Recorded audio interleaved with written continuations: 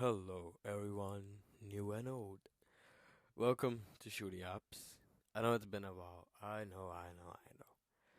I've been sick again, so I've been resting up and taking care of myself. But yeah, people have been messaging me that I should make more podcast episodes.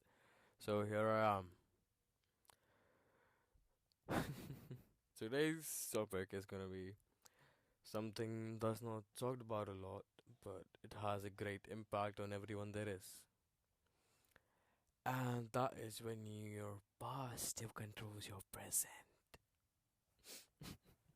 Have you ever noticed how one bad experience can change the way you see everything that comes after it? Maybe someone broke your trust. Maybe someone hurt you. Maybe life hits you harder than you expected. These things are all part of life, and we can't go around it. Maybe you failed at something important. Maybe someone hurts you so badly that even though it happened a long time ago, it still pops in your head. And you think about it and you regret about it. Sometimes it teaches us lessons, so it's kind of important in life. But sometimes, if we are not careful, it starts controlling our present. And that's what we are talking about today. The past doesn't always stay in the past. You know what's interesting? People often think that once something is over, it's over. But that's not really how life works. The thing we go through leaves marks on us. Not always bad marks, of course, but marks nonetheless. Just think about it for a while. If someone betrays your trust, you're probably going to be more careful about who you trust next. If you have been rejected before, you might hesitate before putting yourself out there again. If you have failed at something, you might be scared to try again because you don't know, you don't want to feel that disappointment again. And honestly, that's completely normal. Our brains are actually designed to, remember experiences so we protect ourselves. It's a defense mechanism for us, which puts our body in fight or flight like 24/7 after an incident. The problem starts when we are so busy protecting ourselves that we stop living. Sometimes we're not reacting to what happens right now. We are reacting to something that happened months ago, years ago, and maybe even longer. And without realizing it, the past starts stirring in the driver's seat, and you don't realize how messed up you're gonna get. How the past shows up in everyday life. The funny thing is that past doesn't always show up in obvious ways. Sometimes it sneaks into your life quietly. Maybe someone genuinely cares about you, but because you've been hurt before, you assume they leave too. Maybe an opportunity comes your way, but you talk yourself out of it because you're scared of falling again. Maybe you keep protecting, maybe you keep overthinking every little thing because you're trying to prevent yourself from getting hurt.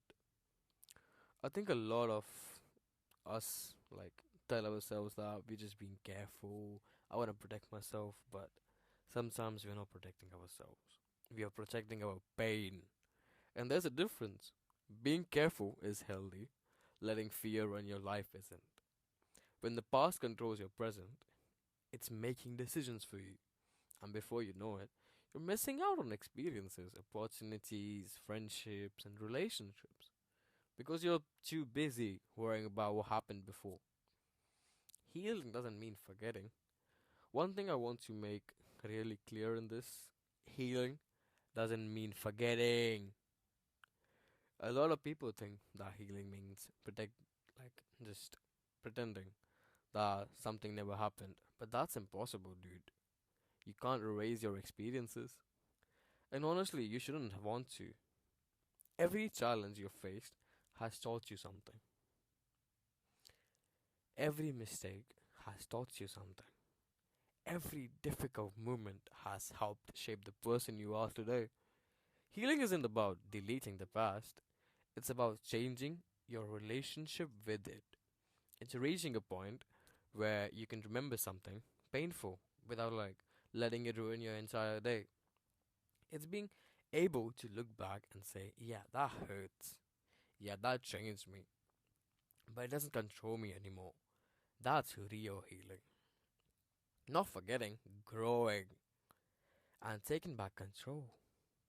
So, how do we stop letting the past control us? Ask yourself. It's a very important question. Is there something I'm still craving? Is there something that happened years ago that's still affecting my choices today? And if there is, that's okay. You don't need to judge yourself for it. The next step is understanding that healing takes time. You don't wake up one morning and suddenly have everything figured out and, like, oh my god, I know everything. It's not like that. You heal little by little, conversation by conversation, lesson by lesson, day by day. Sometimes it means like talking to someone you trust. Sometimes it means writing down your thoughts. Sometimes it means simply giving yourself permission to move forward. And sometimes, dude, you can listen to my podcast as well. I mean, I may be dumb, but yeah, I talk some shit.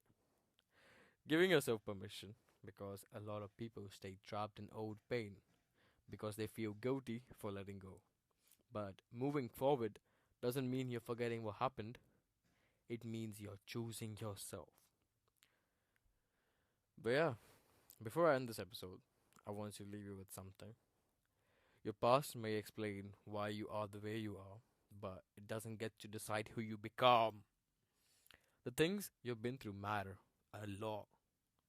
The lessons matter, the scars matter, but they're only one chapter of your story, dude, not the whole book.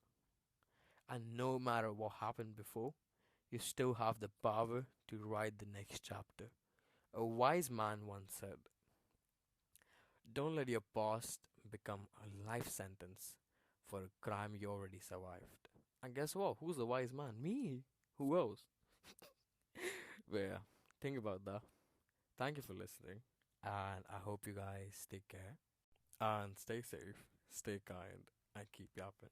And don't forget to follow my socials. It's Shooty Apps on Instagram. So go follow it up.